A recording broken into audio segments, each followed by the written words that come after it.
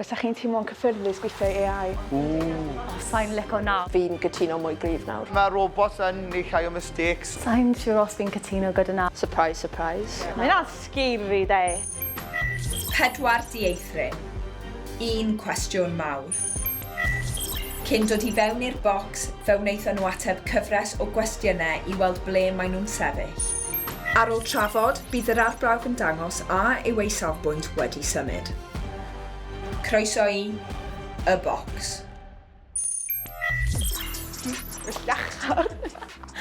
Oh my god. Yn bright, ydy? Ie, ar un sound yma. Hansh, oh my god. Just sunglasses yn gwneud. Oh my god. Y bocs. Rydych chi wedi cael eich dewis oherwydd eich safbwyntiau ar AI? Heddiw byddwch yn trafod. Ydy AI yn cymryd drosodd y byd? Cyn dod i fewn, fe wnaethoch ateb cyfres o gwestiynau. Pwy uchaf eich sgôr?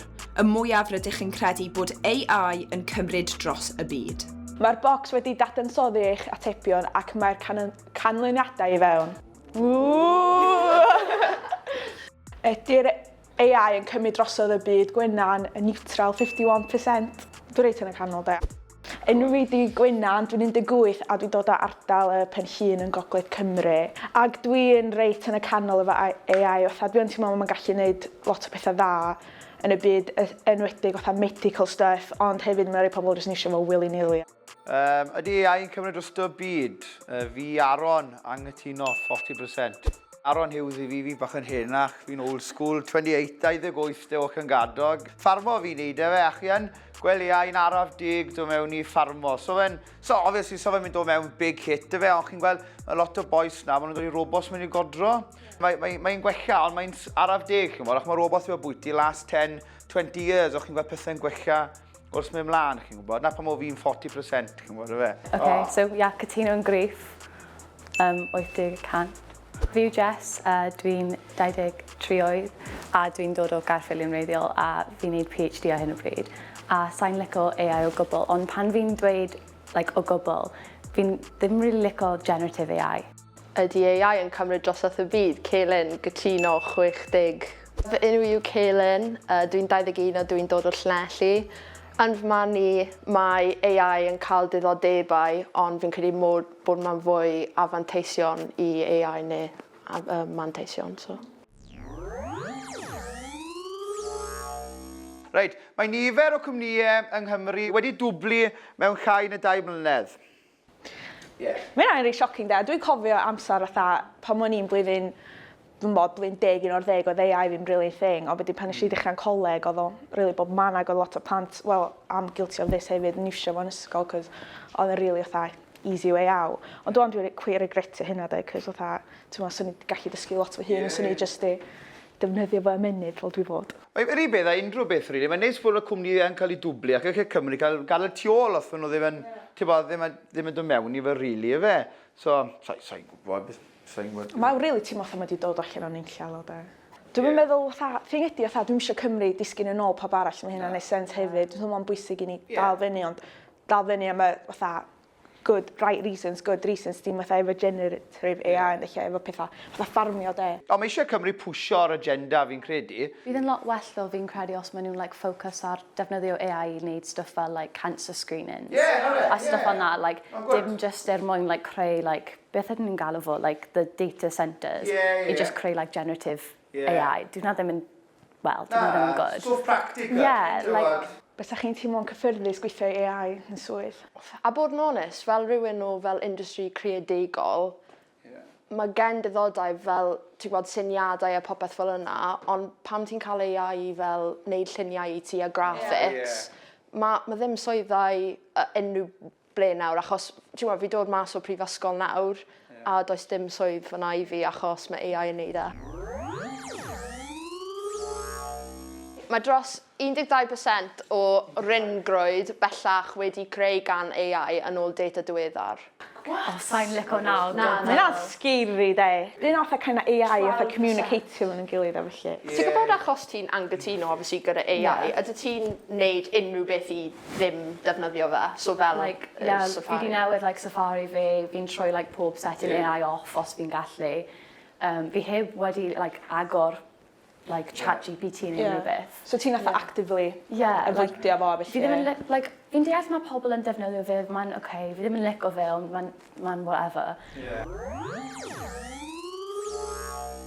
Yn 2025, cafodd dros 50,000 o llwyddi eu torri gyda cwmnïau mawr fel Amazon a Microsoft.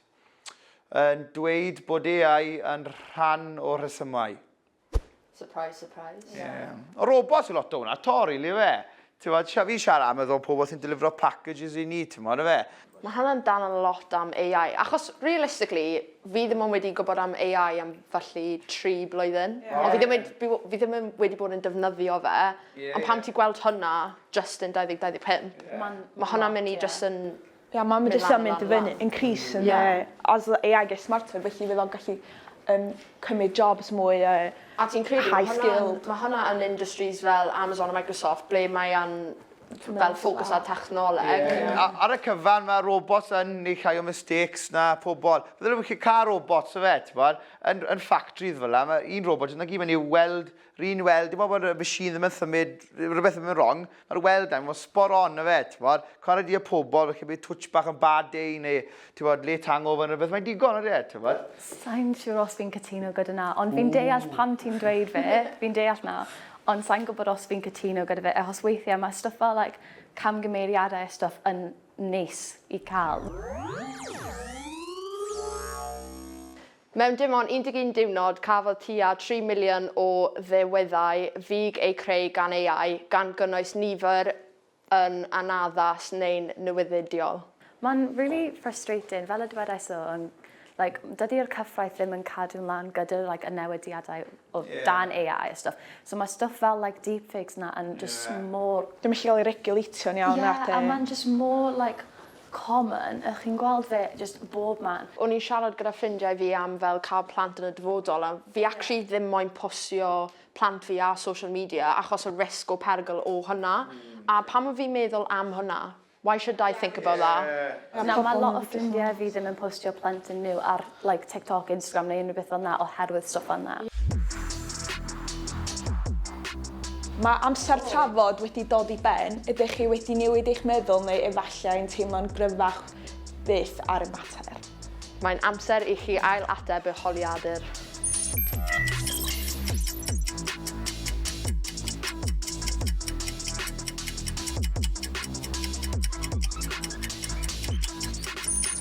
So cyn wneud fe, o'n i'n cytuno yn gryff 80%, a nawr fi'n cytuno 82%, a fi ddim yn surprised, really. Fi'n teimlo fel pan dwi'n siarad am fi'n teimlo'n lot mwy gryf am y pwnc yn gyffredinol, so fi ddim yn surprised. Cyn o'n i'n siarad, o fi'n cytuno 60%, a nawr fi'n cytuno 72%, a fi'n credu dan clywed ban fel Jess, for example, mae hwnna wedi helpu fi gweld y negatives i AI, so fi'n gytuno mwy gryf nawr. Cynt o'n i'n fatha neutral ac o'n i'n cytuno 51% o'n wan, dwi'n cytuno 70%, so mae wedi codi lot, ond hyn di tro gyntaf dwi'n gael discussion open amdan AI, dwi'n meddwl mae wedi newid opinion fi lot. Fi pretty much yr un peth a Gwennan, really. Na, fi eitha neutral bwyty. Mae e'n cymryd drosto, o ti wedi dangos fwy o'r negatives i fi, really, o fi'n gwybod y benefits anyway. Ond, na, fi credu, o chi controlo ar ochr o social media pethau o fe, fi'n credu mae lot o da i gael o fe, ond fi'n credu newid yn dod. Felly dylse hwn bach yn mwy dy fi, felly dylse gytuno na fod mwy lan i 60-70% felly o fe. Ond, na, fi'n credu mae'n ffordd o god, fi'n credu mae'n god dy fe. Diolch am rannu eich ban yma heddiw yn y bocs. Diolch y bocs!